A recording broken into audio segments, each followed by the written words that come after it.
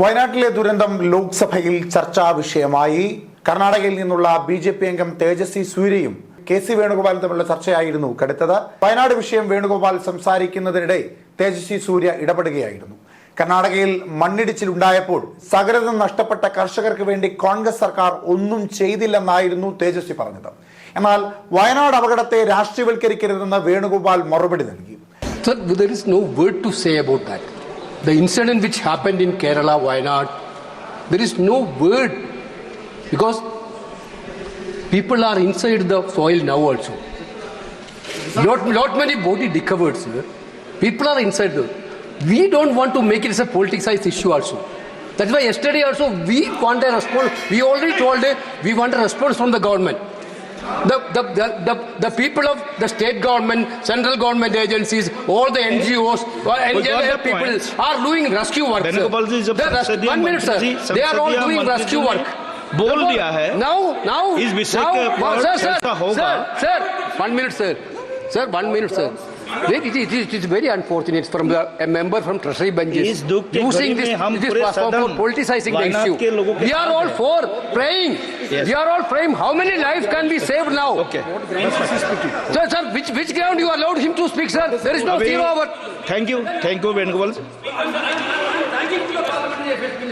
Tejaswi ji, just conclude in 1 minute. Okay. Speaker sir, I hail from Speaker sir, I hail from Chikmagalur. Tejaswi ji, बैठिए ना, please. Speaker sir, I hail from Chikmagalur, which is the Malnad Western Ghat region of Karnataka. Thousands of farmers in Karnataka from this region are also affected by landslides and the rains. Areca nut growers and coffee growers have lost crops worth thousands of crores. Until today, Karnataka Congress government has not given any compensation to these farmers. Venugopal ji, आप बोले आप conclude कीजिए. Karnataka Venugopal ji, Right, I have to raise conclude this. कीजिए. आप please बैठिए. Sir, let me conclude, sir. Sir, I can understand, sir. Sir, in Malayalam there is a proverb. ക്ഷീരമുള്ളവർ അകിടിൻ ചുകട്ടിലും ചോര തന്നെ കൗതുകിന് കൗതുകം. मैं दोनों को बोल रहा हूँ. तेजस्वी जी को भी, वेणुगोपाल जी को भी. Just 1 minute, sir. Sir, 1 minute we are asking. Parliamentary Affairs Minister जब बोल दिया है. Sir, Wayanad. Sir, entire country is praying for Wayanad now. Entire people of India इसमें आप बताइए praying for Wayanad. Entire world is praying for Wayanad. Sir, we need to politicizing that issue. Wayanad ദുരന്തത്തെക്കുറിച്ച് പറയാൻ വാക്കുകളില്ല. നിരവധി മൃതദേഹങ്ങൾ കണ്ടെത്തി, നിരവധി ആളുകളെ കാണാതെയായി. കേന്ദ്ര സർക്കാരിന്റെ ഭാഗത്തു നിന്നും സംസ്ഥാന സർക്കാരിന്റെ ഭാഗത്തു നിന്നും മറ്റെല്ലാ സംസ്ഥാന സർക്കാരുകളിൽ നിന്നും പരമാവധി പിന്തുണ നൽകേണ്ടതുണ്ട്.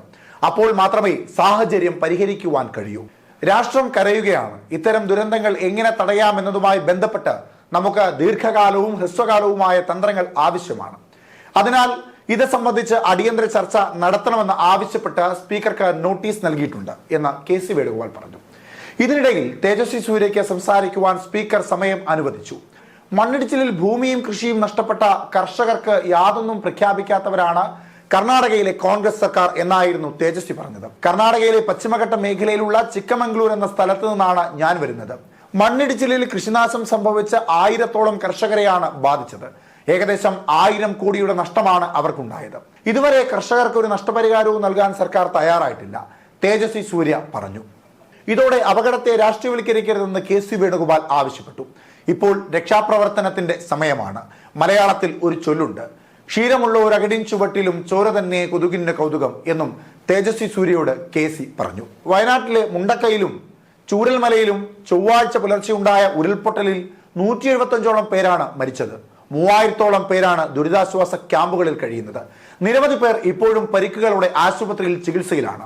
ഇനിയും 200ഓളം പേരെ കണ്ടെത്താനുണ്ടെന്നുള്ള വിവരമാണ് പുറത്തു വരുന്നത്. എന്തായാലും രാഷ്ട്രീയ ആയുധമായി ഈ വിഷയത്തെ ഉപയോഗപ്പെടുത്തുവാൻ പാടില്ല. ഇത് കേരളത്തിലെ നിരാലംബരായ നിരവധി മനുഷ്യരുടെ കണ്ണീരാണ്. ആ കണ്ണീരിനെ രാഷ്ട്രീയ ആയുധമായി മുതലെടുക്കുവാൻ ശ്രമിക്കരുത് എന്നുള്ളതാണ് M5 ന്യൂസിനും പറയുവാനുള്ളത്.